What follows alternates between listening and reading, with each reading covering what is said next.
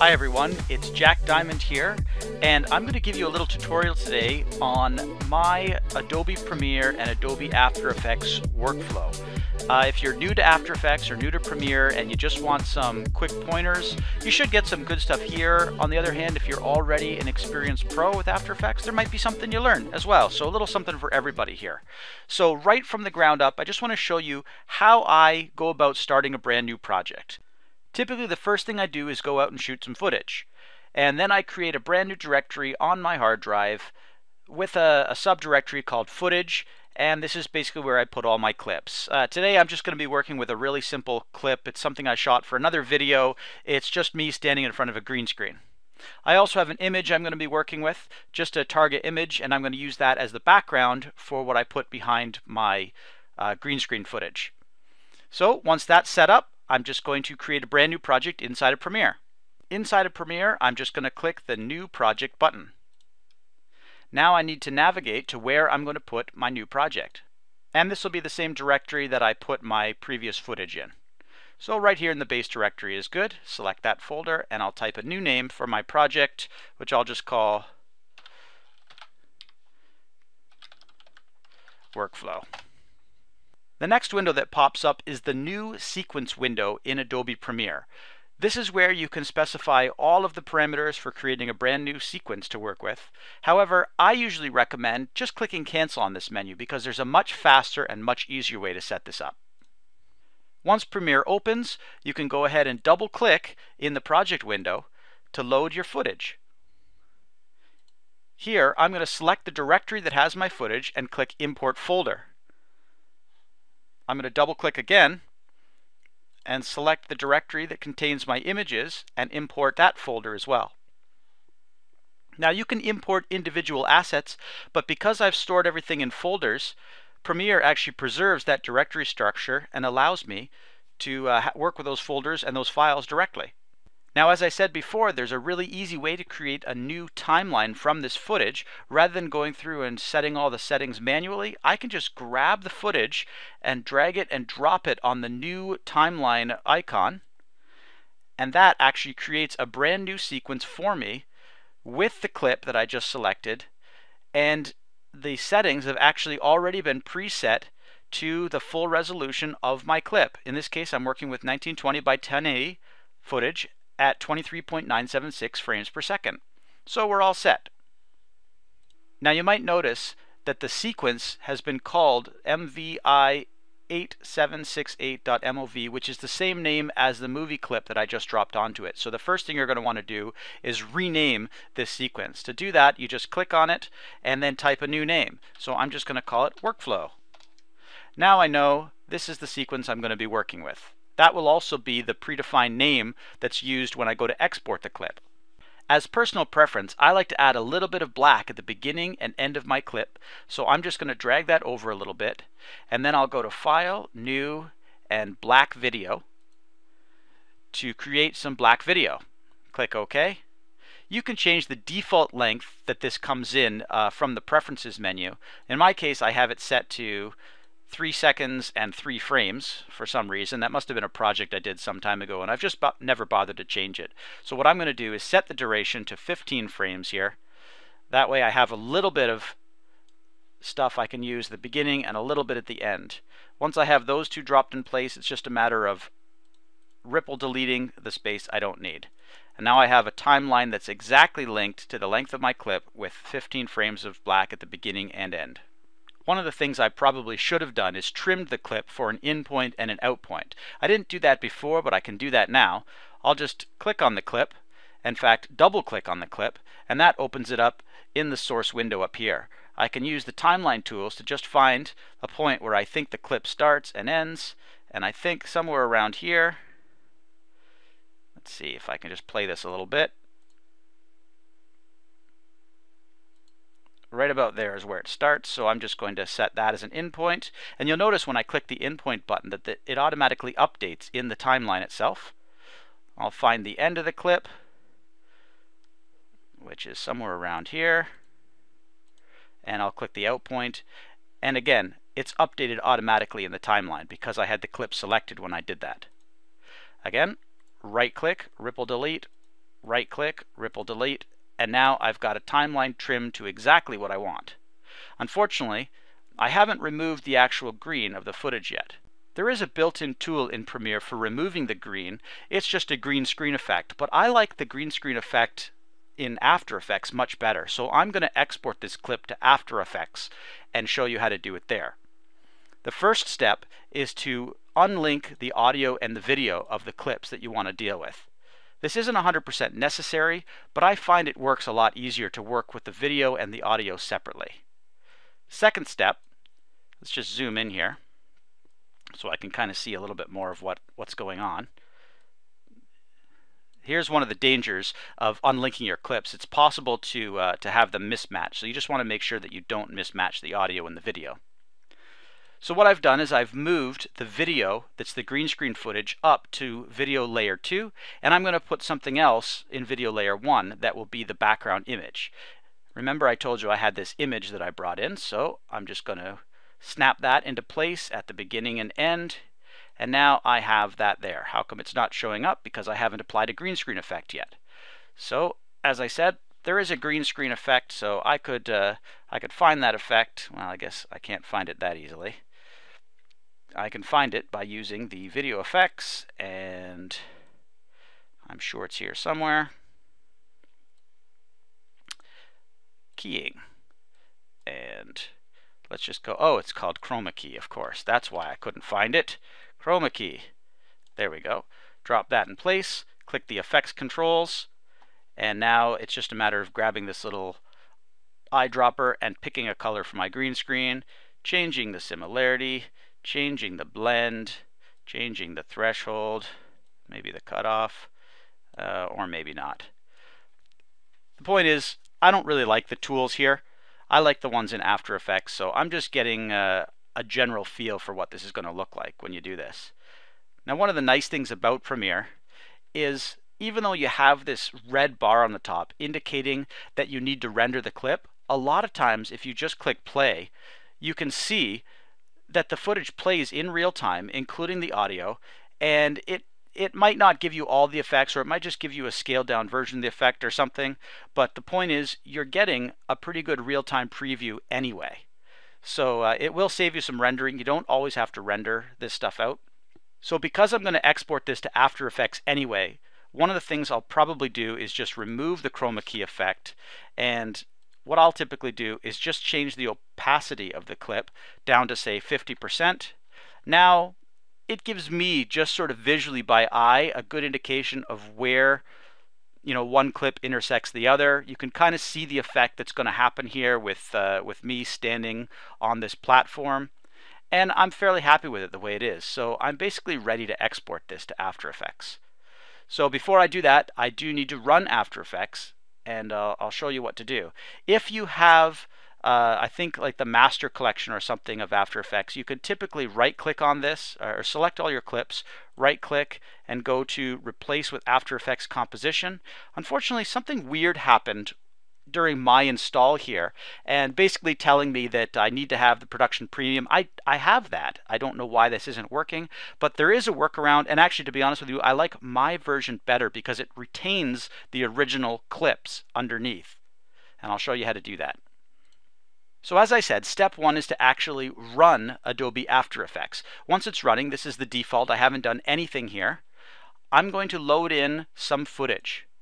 This doesn't have to be any footage that I've used before or that I'm going to use in my clip. This is just a random piece of footage. In this case, it is actually the same clip that I used before.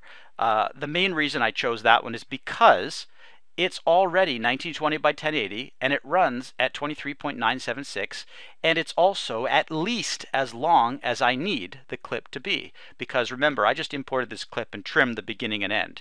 The length isn't so important, but what is important is the resolution. 1920 by 1080, pixel aspect ratio of 1.0 and 23.976 frames per second, because I'm going to use this to create a brand new sequence just like I did in Adobe Premiere. So grab the clip, drop it on the new sequence button, and there it is, a brand new sequence that conforms to those settings. Now here's the best part. I can click that clip and delete it, and I still have a brand new blank empty project ready to receive my new footage. So back to Premiere for a moment. I'm going to highlight the clips that I want to take. Remember, I've deselected the audio here, so I've just selected the foreground green screen footage and the background image. I'm going to do a Control-C, and then over to After Effects, Control-V. And those clips are now placed right onto the timeline. And interestingly enough, they're placed on the timeline in the same place that they were in the original footage. So there's 15 frames at the beginning where nothing happens, and technically there would be 15 frames at the end where that black happens, but because I didn't highlight the black isn't important, or imported, I should say. So here's the next step. With the two clips selected, I'm going to hold down Control, Alt, and press B on the keyboard. This is a keyboard shortcut that's default in Adobe After Effects that allows you to trim the work area to the highlighted clips on the keyboard. So basically I've eliminated that 15 frames of black at the beginning, and I've eliminated all this empty space at the end. Next, I can right click on the work area timeline itself and trim comp to work area. And look at that. Just like that, I now have a composition that's exactly the length of those two clips together. So not including the black at the beginning, not including the black at the end. It also preserves a lot of the settings that have come right from Adobe Premiere. For example, that transparency setting I've added. It's actually added the opacity setting just the same 50% that it was in Premiere. Because I don't want this clip to be 50% opaque, I'm going to change that. Did I say opaque? I meant opaque. I'm going to change that up to 100%. And now I'm ready to apply the much better green screen that I have, the green screen effect that I have here. I'm not going to waste a lot of time setting up that green screen effect for you, but I did create a preset that I'm just going to use and grab and drag onto my footage. So let's drop that there. And there it is. Now you can see it keyed out the green, but it didn't key out all this other garbage, and that's because I need to select some sort of a mask. So the masking tool, and if you don't know After Effects very well, masks are your best friend in the world. I will do some more in-depth tutorials on this stuff later. For now, there it is. I've basically created what's called a garbage mask, and I've got rid of all that junk all the way around the outside. And there's my clip. If I zoom into 100% here, you are going to notice something though, and that is that there is a really fine line all the way around my body here. And for that, I can actually apply another effect, and this is just going to be called Simple Choker. Grab that, drop it onto the footage, and then the Simple Choker effect is here. Let me just scroll that down here, and watch what happens when I increase this value. It just chokes the mat perfectly, so I get a nice clean effect. I'm also going to apply a little bit of color correction just to make this look much better. So let's go back to Fit. Let's go to Effect and Color Correction, and maybe just say a brightness and contrast effect. So increase my contrast a tiny bit, increase my brightness just to compensate for some loss of fidelity there. Now it doesn't look really realistic anymore, so I'm going to add a tint effect. Where are we here? Color correction and tint. And not going to tint it 100%, but maybe just like, I don't know, 40%. That's pretty good. The background looks a little bit too sharp as well because it did come out of a rendered 3D software package. So let's take that and we'll add a blur effect, and I'm just going to add a fast blur, repeat edge pixels, and maybe just go up to, if that's too much, how about just like a 2? Yeah, maybe a 3. There are much better ways to do this blurring effect, but this is just the simplest I can come up with on the fly. So there it is. And just because we can, let's just duplicate this footage. Control D. Let's flip it around. Let's bring it down to the bottom of my feet here, something like this. I'm going to put this one underneath this one, and I'm going to change the opacity down to something. Let's just scroll it down. Something about 36%. Now I actually have an effect that kind of looks like a reflection in this this deck. If you want to get really fancy here, you could actually parent this one to this one, then maybe select the upper layer, scale it down a little bit, move it around, and you can see that reflection will actually follow. Whatever, good enough. We're ready to go back to Premiere. So what we need to do, first of all, is just like we did in Premiere before, you can see the clip, because I dragged it in, it actually took on this other name. So I'm just going to click on it, press enter on the keyboard, and then just call it something else, like Jack Bridge, for instance. So that's the name of the composition, and now I need to save the project. So let's save that. Let's go into my folder where I'm saving everything, and just we'll call this AE comp. Now I've got this AE comp with Jack Bridge sequence in there, and we'll go back to Premiere. Okay, inside of Premiere, we basically want to replace the footage that we have here with the new composition. So I'm going to double click in my project window, select the AE comp that we just created, open that. Now Premiere can't open the full After Effects project, but what it will do is allow you to import one composition from inside the project. So I'm going to click Jack Bridge, which is the name of the composition we just created, and there it is. Drag it, and it's exactly the same length as this clip here. You'll notice it does have an audio and a video component. We don't need the audio.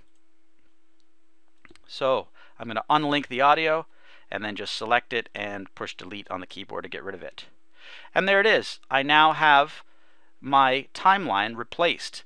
Because this footage here, this composition, is 100% opaque, it is covering up the original footage that I have in the background. But the nice thing is, if I realize there's a mistake there, or if I want to change the effects or apply a different background or something like that, I can actually just delete this comp, and then I still have the original footage here to work with.